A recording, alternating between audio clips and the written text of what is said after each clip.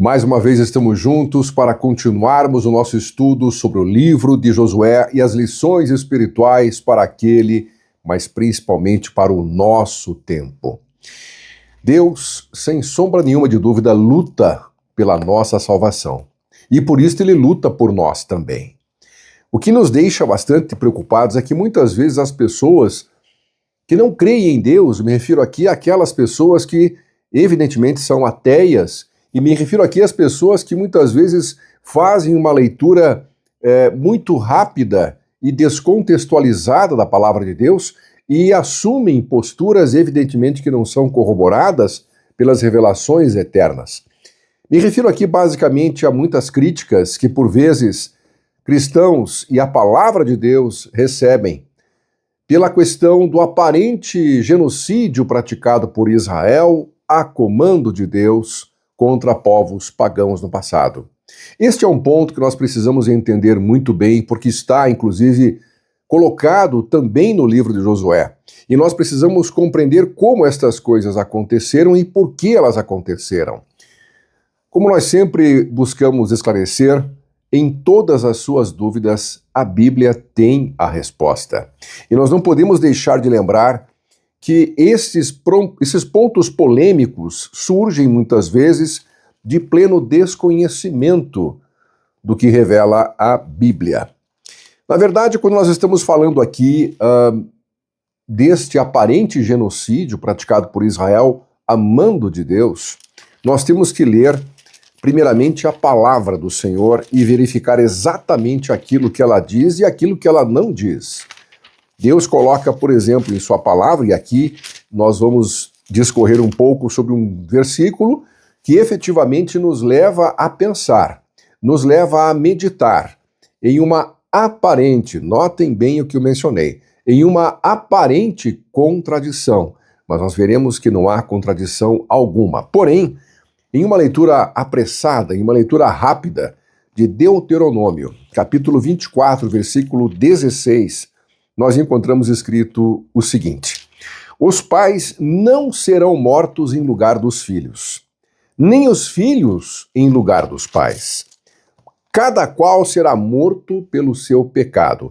Percebe-se aqui que a pena capital, quando admitida por Deus, ela se referia basicamente àquele indivíduo praticante da iniquidade e, evidentemente, de uma iniquidade de um grau bastante elevado. Não existe aqui, de maneira nenhuma, de forma alguma, a penalização da família toda da pessoa que praticou tal iniquidade, como, inclusive, era costume, como, inclusive, acontecia com os povos pagãos. E eu preciso trazer aqui um texto para que você recorde, dentre outros tantos que nós temos na Bíblia, mas especialmente o livro de Daniel nos dá uma demonstração clássica de como agiam os povos pagãos nesse particular. Me refiro aqui a Daniel capítulo 6, versículo 24, onde encontramos escrito o seguinte.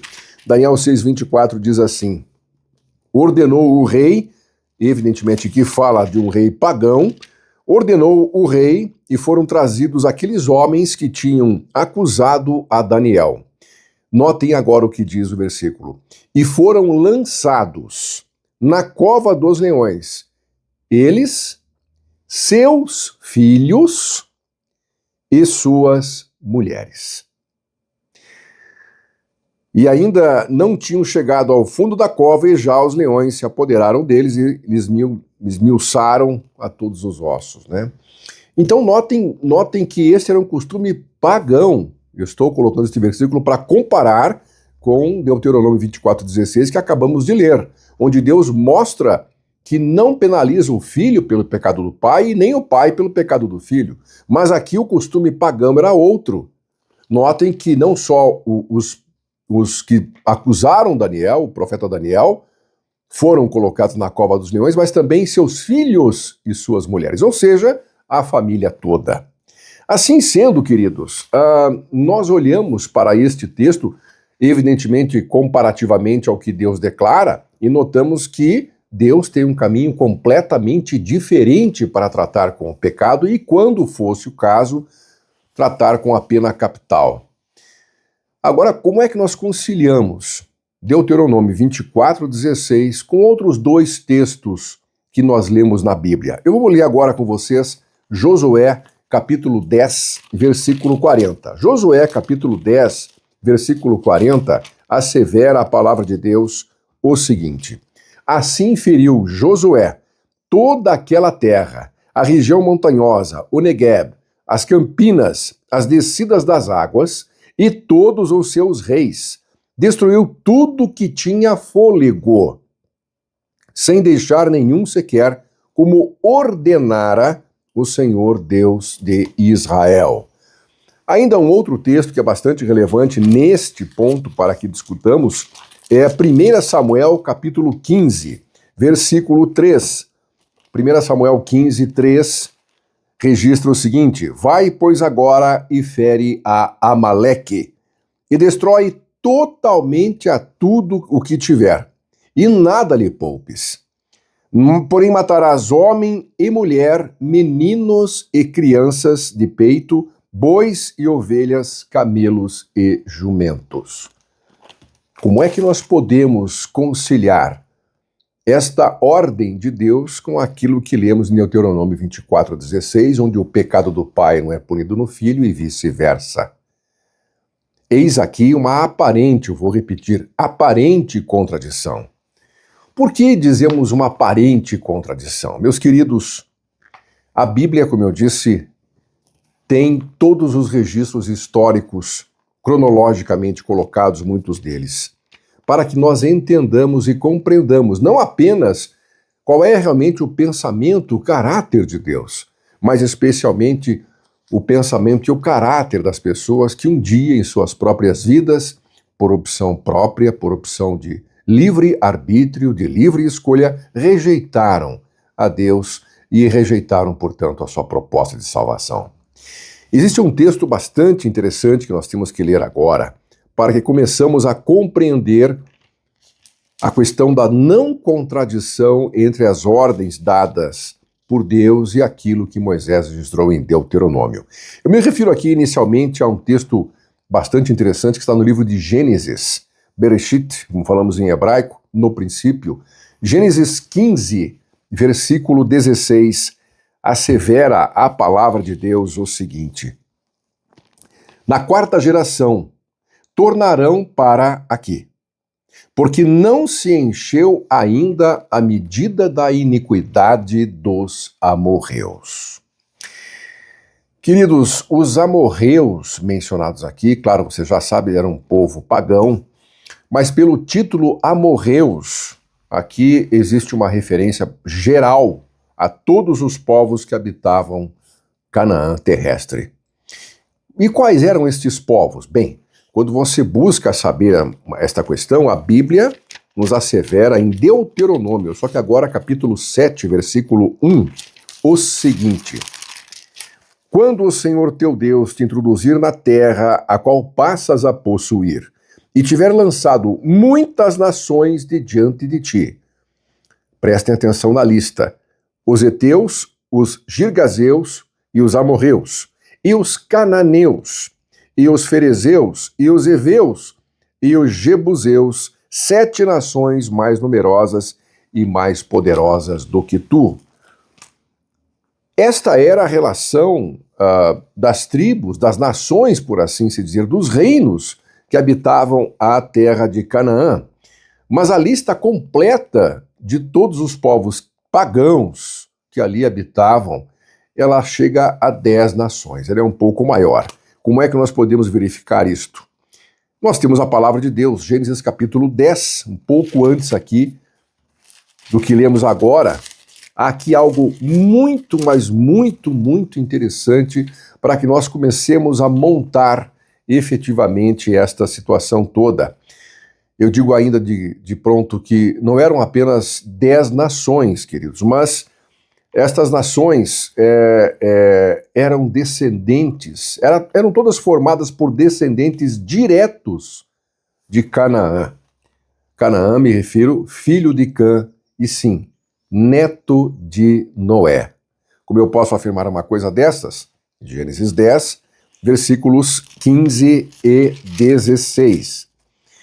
Aqui diz a palavra de Deus: Canaã gerou a Sidom, seu primogênito, e a Et, e aos Jebuseus, aos Amorreus, aos Girgazeus, aos Eveus, aos Arqueus, aos Sineus, aos Arvadeus, aos Zemareus e aos Amateus. E depois se espalharam as famílias dos cananeus.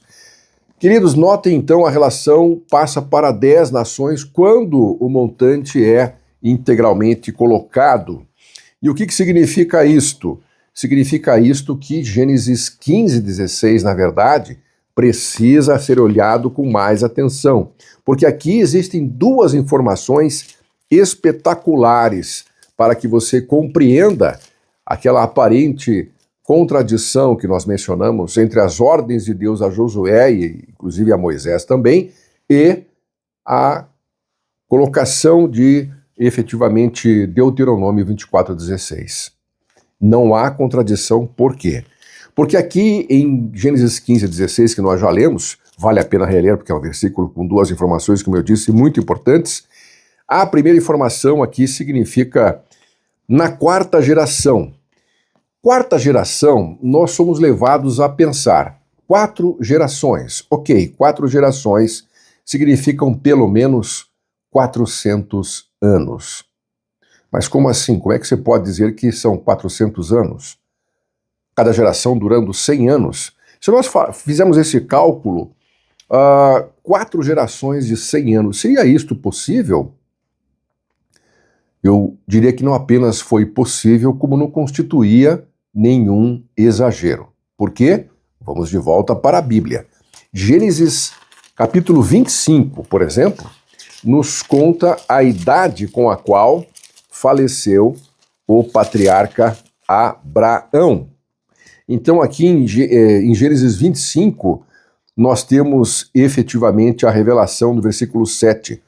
Foram os dias da vida de Abraão 175 anos. Então notem que nós temos aqui uma outra comparação a ser feita no livro de Deuteronômio, desta vez, capítulo 34 e também versículo 7, coincidentemente. Aqui em versículo 7, no capítulo 34 de Deuteronômio, está escrito o seguinte: tinha Moisés a idade de 120 anos quando morreu.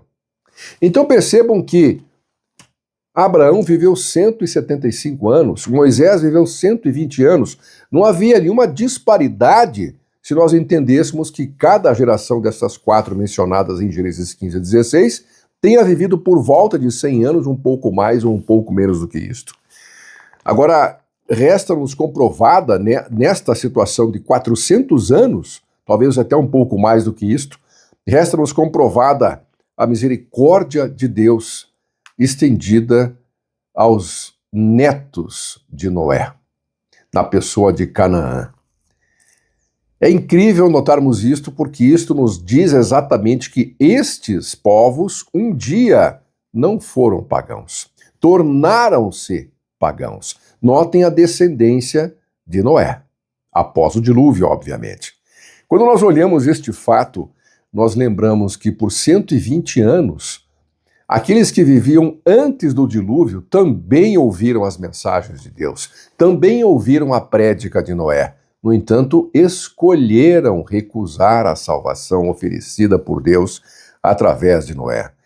É incrível, mas se nós olharmos rapidamente Gênesis 6, versículo 3, há aqui uma outra informação também interessante. E ela diz basicamente o seguinte: então disse o Senhor, o meu espírito não agirá para sempre no homem. Este é carnal e os seus dias serão limitados a 120 anos. Então percebam que o Espírito de Deus agia desde os primórdios da criação do homem e da mulher, com o objetivo de transformar novamente o homem e a mulher, a sua imagem e a sua semelhança no caráter, no entendimento, na compreensão das verdades que Deus tenta nos comunicar até hoje. E ainda eu mencionei que além do dilúvio, nós temos o exemplo clássico também de Sodoma e Gomorra. Não temos uma data específica de quanto tempo as mensagens de Deus chegaram a Sodoma e Gomorra, mas nós sabemos que foram por muitas gerações. E o que nos impressiona efetivamente é que a misericórdia de Deus fez com que geração após geração a sua mensagem de arrependimento fosse ofertada. E infelizmente, quando Abraão pergunta se houvessem 10 justos na cidade, se ela seria poupada, e Deus disse que pouparia se houvessem 10, mas nem 10 haviam. Então, infelizmente, foi uma escolha que levou Sodoma e Gomorra a ter o mesmo fim dos antediluvianos, e por consequência nós veremos que esta mesma situação acontece com estes 10 povos pagãos, 10 nações pagãs que se estabeleceram em Canaã e efetivamente descendiam de Noé. Portanto, não eram pessoas que desconheciam a verdade de Deus, não eram pessoas que não conheciam os fatos que Deus operara. Eram pessoas que escolheram se afastar, que escolheram se distanciar e, portanto, acabaram se tornando, infelizmente, nações pagãs. Existe um texto que eu faço sempre questão de lembrar a todos. Nós o temos lá na segunda carta de Pedro, capítulo 13, é um texto bastante conhecido também. Versículo 9, ele traduz aqui o maior desejo de Deus desde aquela época até e principalmente em nossos dias. 2 Pedro 3,9 diz o seguinte: não retarda o Senhor a sua promessa, como alguns a julgam demorada. Pelo contrário, ele é longânimo para convosco, não querendo, prestem atenção, não querendo que nenhum pereça, senão que todos cheguem ao arrependimento.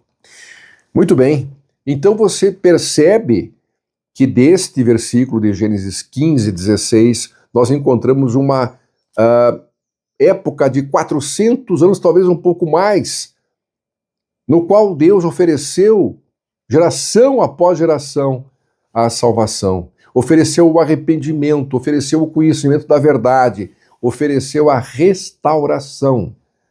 Mas o livre-arbítrio daquelas pessoas, infelizmente, não as direcionou para o arrependimento. Mas existe um outro ponto também no mesmo versículo 16 do capítulo 15 de Gênesis, além aqui, evidentemente, que nós já lemos, na quarta geração, tornarão para aqui, porque ainda não se encheu a medida da iniquidade dos amorreus. Amorreus como um título dos 10 povos pagãos, ou povos transformados em pagãos. O que significa isso, basicamente? A segunda informação que Gênesis 15, 16 nos traz, queridos, é que efetivamente existe um limite estabelecido pelo próprio Deus. Existe um grau de iniquidade fixado pelo próprio Deus, que uma vez ultrapassado, levará tanto indivíduos quanto nações inteiras a receberem os juízos divinos e a, infelizmente, serem destruídas. E esse limite já havia sido ultrapassado, ao que tudo nos indica pela palavra de Deus, ultrapassado pelos povos pagãos, que um dia não foram pagãos. Ora, apresentados sob o nome de amorreus, como está aqui em Gênesis 15, 16, ora, apresentados pelo título de cananeus. São as mesmas 10 tribos. E antes de mais nada, antes que você pense, que você imagine, mas esses povos esqueceram de Deus e não conheciam mais a Deus. Isto não é bem verdade. Nós temos informações muito claras no livro de Josué, e esta informação, este versículo, ele é tão, mas tão esclarecedor, que seria interessante até você sublinhar em sua Bíblia. Josué, capítulo 2, vejam lá. Josué, capítulo 2, no diálogo com Raabe. Nós temos aqui, Raabe era uma mulher, aponta a arqueologia, apontam os maiores comentaristas e teólogos do mundo, de origem cananeia. Portanto, aqui nós temos efetivamente em Josué, capítulo 2, versículos 10 e 11. Notem a precisão da palavra de Deus aqui. Porque temos ouvido que o Senhor secou as águas do Mar Vermelho. Uma cananeia que sabia do milagre. Olha, sabia que Deus havia operado sobrenaturalmente ao abrir o Mar Vermelho para Israel. E depois fechou o mesmo Mar Vermelho sobre as tropas do faraó. sobre todo o exército do faraó. Ela sabia disto. Então secou as águas do Mar Vermelho diante de vós, quando saíeis do Egito, e também o que fizestes aos 2 reis amorreus, Seom e Og, que estavam além do Jordão, os quais destruístes.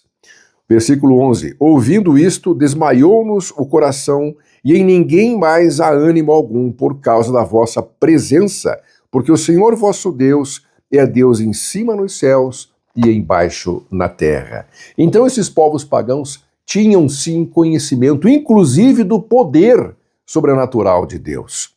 O que nos impressiona muito, queridos, é que a partir deste ponto, no qual chegamos agora, é que nós começamos a compreender que não subsiste, evidentemente, qualquer contradição, mas qualquer contradição mesmo, entre Deuteronômio 24:16 e efetivamente uma ordem também registrada, aproveitando o livro de Josué, lá no capítulo 10, versículo 40, que nós já lemos hoje, mas que vale a pena você olhar de novo. Então, Josué 10:40 diz exatamente o seguinte. Vamos reler. Assim feriu Josué toda aquela terra, a região montanhosa, o Neguebe, as campinas, as descidas das águas e todos os seus reis. Destruiu por ordem do Senhor Deus tudo que tinha fôlego, sem deixar nenhum sequer. Por que razão? Porque havia se enchido a medida da iniquidade daquela geração. Porque haviam rejeitado, geração após geração, os convites de Deus para o arrependimento. Mas aí você pode pensar, sim, mas onde está o Deus amoroso? Quando é que o Deus de amor castiga? Nós temos que separar as coisas aqui, queridos. Muitas vezes nós mesmos buscamos o problema. E eu vou me referir aqui, por exemplo, a uma questão prática do dia a dia até hoje, alcoolismo, por exemplo. Alcoolismo, você nota a pessoa buscando uma doença gravíssima, desde a cirrose hepática, por exemplo, até um câncer, né? O álcool é o segundo gatilho de câncer em todo o mundo, não é? E as pessoas buscam isso por 20, 30, 40 anos, até que a doença se estabelece. E uma pessoa dessas ainda tem, às vezes, a displicência de dizer, Deus está me punindo. Não, Deus não está lhe punindo. Deus está permitindo que você colha as consequências daquilo que você efetivamente buscou. E aqui foi o caso. Nós temos alguns detalhes que merecem ser lembrados, com base sempre, claro, lógico, na palavra de Deus. Nós temos que verificar por qual razão Deus deu estas ordens. Estas ordens, repito, extremas.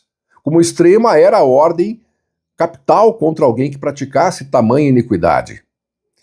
Notem aqui, a Bíblia fala sobre o estilo de vida que estes povos, que se tornaram pagãos, esses 10 povos, e que tiveram, lembrando sempre, 400 anos para se arrepender, geração após geração viviam. Há uma descrição um tanto chocante, muitas vezes, mas ela está na Bíblia registrada justamente porque Deus só trabalha com a verdade, não importa qual seja o teor da verdade. O pai da mentira trabalha com mentira, Deus trabalha com a verdade, porque é o pai da verdade.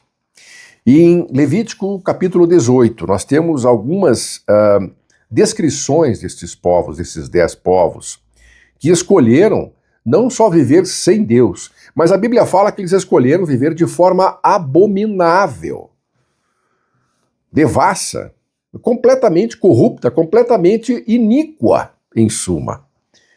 E tamanha era esta iniquidade escolhida por esses povos, que se tornaram pagãos, que Deus disse a Israel algo que nos choca.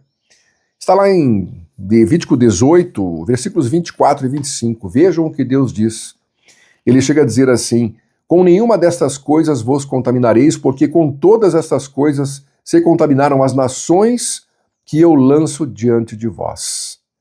E a terra, notem, e a terra se contaminou. Não fala aqui da terra, o planeta que nós vivemos, fala aqui da terra onde viviam essas 10 nações, esses 10 povos pagãos. E a terra se contaminou e eu visitei nela a sua iniquidade, e ela vomitou os seus moradores.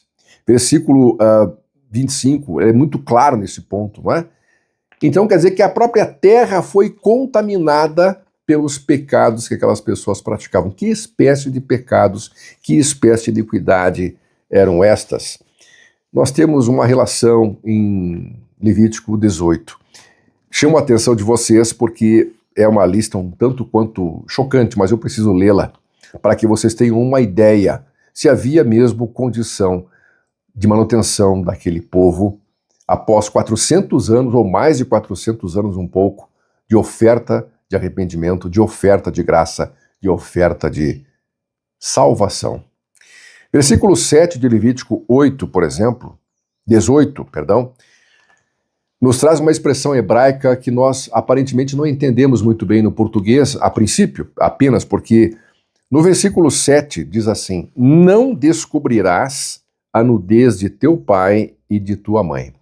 Essa expressão, descobrir a nudez, queridos, era uma expressão que significava, na prática, não farás atividade sexual.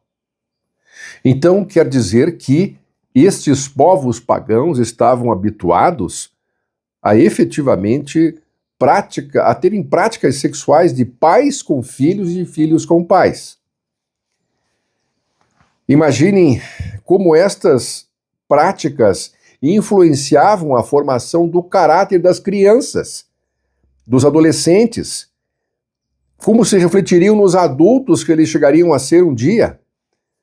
Então, sem dúvida nenhuma, nós sabemos que aquilo que nós lemos, aquilo que nós praticamos, aquilo que nós escolhemos ver com nossos olhos, essas coisas moldam o nosso caráter. Eu pergunto, que caráter uma pessoa que vivia nesta licenciosidade poderia ter, senão o mesmo caráter daqueles que a haviam, de uma forma ou de outra, gerado? E qual legado essas crianças que um dia seriam adultos levariam para aquela coletividade? Mas há ainda outras práticas, eu vou pular algumas, mas para o versículo 10, notem a expressão deste versículo: a nudez da filha do teu filho ou da filha da tua filha, a sua nudez não a descobrirás, porque é a tua nudez. Isto aqui choca um tanto quanto mais porque revela que esses povos pagãos praticavam sexo com os netos. É absolutamente chocante, é absolutamente revoltante, mas é o que está registrado na palavra de Deus. Ainda no versículo 12, notem o versículo 12: a nudez da irmã do teu pai não cobrirás, ela é parente de teu pai. Isto mostra que havia prática sexual destas 10 nações que um dia não foram pagãs, mas que agora eram, uma prática sexual entre tios e sobrinhos, tias e sobrinhas. No versículo 15 nós temos também escrito o seguinte: a nudez da tua nora não descobrirás, ela é mulher do teu filho, não lhe descobrirás a nudez.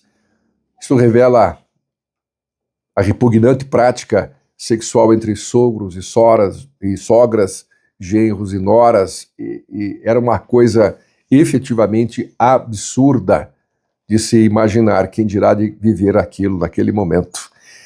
No versículo 21 nós temos aqui, queridos, ainda mais um relato importante: e da tua descendência não darás nenhum para dedicar-se a Moloque, nem profanarás o nome do teu Deus, eu sou o Senhor.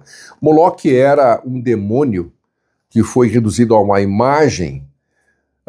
Nós poderíamos colocar esta imagem, ela tinha 2 braços desta maneira, desta forma, porque essas imagens normalmente eram aquecidas com lenha em volta, com o brasido em volta, para que aquelas estátuas, até feitas de material muitas vezes metálico, rudimentar, mas enfim, ou em pedra maior ou mais comumente, atingiam grandes temperaturas, e crianças eram oferecidas a este demônio chamado Moloque e eram colocadas vivas nos braços flamejantes destas estátuas, destas imagens.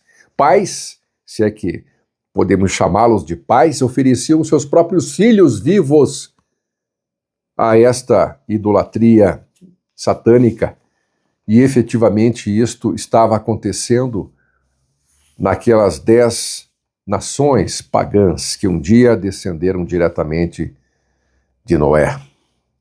E por último, nós temos o versículo 23. Nem te deitarás com o animal para te contaminares com ele, nem a mulher se porá perante um animal para juntar-se com ele. Ou seja, estas 10 nações também praticavam a bestialidade.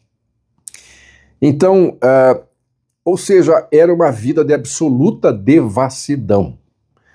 Sem sombra de dúvida alguma, Deus colocara muito bem quando disse que essas coisas eram abomináveis. Era uma abominação, porque de fato eram absoluta depravação, uma corrupção sem limites, uma moral inexistente.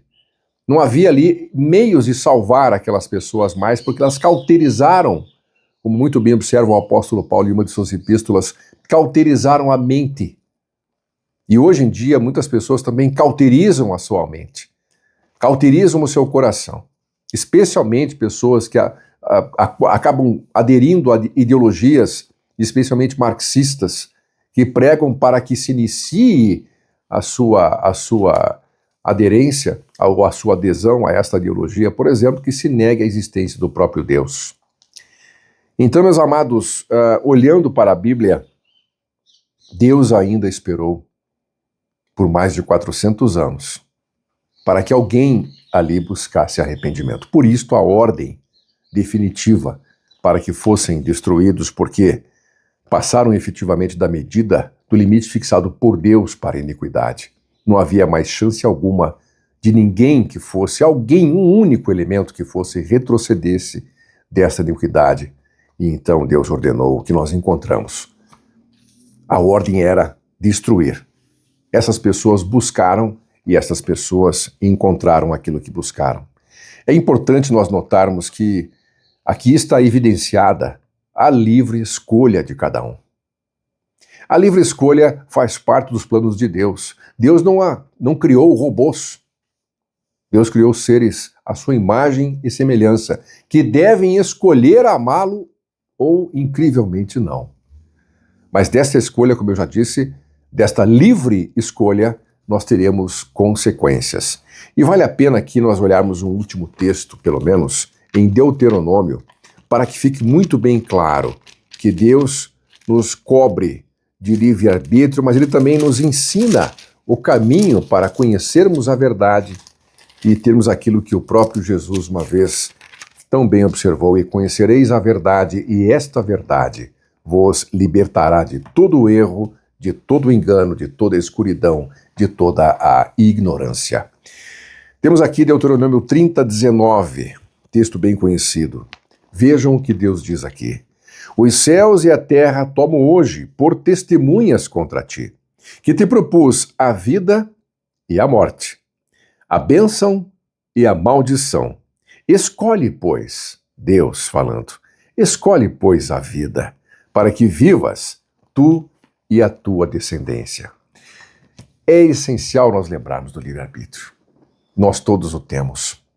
E é especial lembrarmos que, como cristãos, nunca podemos esquecer da figura desenhada em Apocalipse 3:20, quando o Salvador diz: eis que estou à porta e bato. Por que ele bate à porta? Porque ela está fechada. Se ela estivesse aberta, não haveria nenhuma necessidade dele bater. Mas ele bate e continua batendo, até nós definitivamente nos colocarmos numa posição de que efetivamente não desejamos abri-la. Senão assim, que nós tenhamos outro polo deste lado, abramos a porta do coração para Jesus, e aí nós conheceremos a salvação, e aí nós conheceremos toda a verdade, que hoje pode nos estar oculta, como alguns que leem sobre estas situações e aparente genocídio, desconhecendo todas as razões que acabamos de ler no capítulo 18 de Levítico. Razões estas que mostraram que a mente daquelas pessoas estava definitivamente cauterizada, que elas haviam passado ou ultrapassado o limite de iniquidade possível para que houvesse chance de arrependimento. E a partir deste momento, as pessoas acabaram escolhendo um destino de consequências eternas. Da mesma forma nós estamos hoje neste mundo. Só que não temos 400 anos de existência. A nossa existência hoje é de 70, 80, alguns 90, poucos até os 100 anos. Este é o período no qual nós temos a oportunidade de escolha, de exercer nosso livre arbítrio e de estarmos, portanto, escolhendo o lado de Deus. Que o nosso Senhor nos abençoe. Abençoe a todos vocês, as vossas famílias também, para que nesta existência curta aqui na Terra, nós saibamos escolher com sabedoria o lado de Deus.